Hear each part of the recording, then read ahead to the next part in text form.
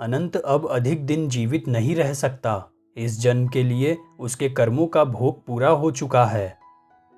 एक दिन प्रातःकाल जब योगानंद जी गहन ध्यान में बैठे हुए थे तो उनकी अंतर चेतना में ये निष्ठुर शब्द उभर आए।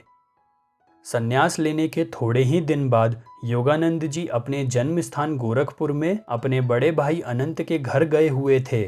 अचानक अस्वस्थ होकर अनंतदा ने बिस्तर पकड़ लिया था। योगानंद जी आत्मीयता के साथ उनकी सेवा में जुट गए।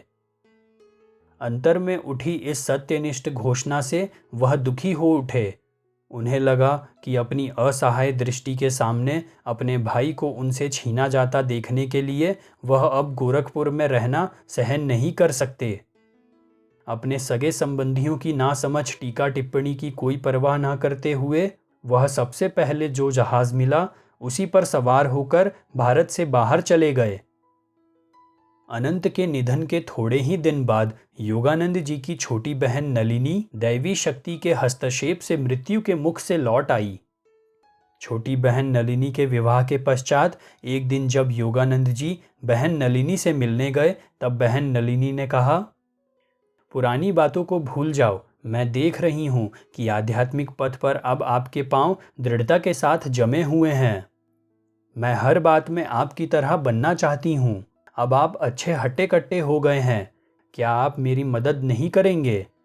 मेरे पति मेरे पास फटकते भी नहीं और मैं उनसे इतना प्यार करती हूँ, परंतु मेरी मुख्य इच्छा ईश्वर साक्षात्कार में उन्नति करने की है, भले ही मैं दुबली पतली और अनाकर्षक ही बनी रहूं।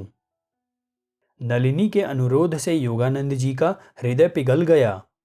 एक दिन नलिनी ने योगानंद जी की शिष्या बनने की इच्छा प्रकट की। आपको जैसा ठीक लगे उसी प्रकार से मुझे शिक्षा दीजिए। पौष्टिक औषधियों के बदले मैं ईश्वर में अधिक विश्वास करती हूँ। कई महीनों तक जब नलिनी योगानंद जी के बताए विभिन्न नियमों का कठोर पालन करती रही और अनेक मुश्किलों के आने पर भी शाकाहारी बनी रही, तब एक दिन योगानंद जी उसके घर पहुंच गए और कहा, तुमने पूर्ण अंतःकरण के साथ आध्यात्मिक नियमों का पालन किया है, अब उसका फल मिलने का समय आ गया है। ईश्वरीय कृपा से आज से ही तुम्हारे शरीर में परिवर्तन शुरू हो जाएगा। 1 महीने में तुम्हारा वजन मेरे वजन जितना ही हो जाएगा। योगानंद जी के हृदय से निकले इन शब्दों की पूर्ति हो गई। 30 दिनों में नलिनी का वजन उनके वजन जितना ही हो गया। इस नई गोलमटोलता ने उसे सुंदरता प्रदान की। उसके पति को उससे गहरा प्रेम हो गया।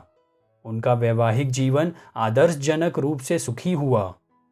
कुछ वर्षों बाद नलिनी की खुशी का ठिकाना ना रहा जब उसने एक पुत्री को जन्म दिया और उसके कुछ वर्ष बाद दूसरी को।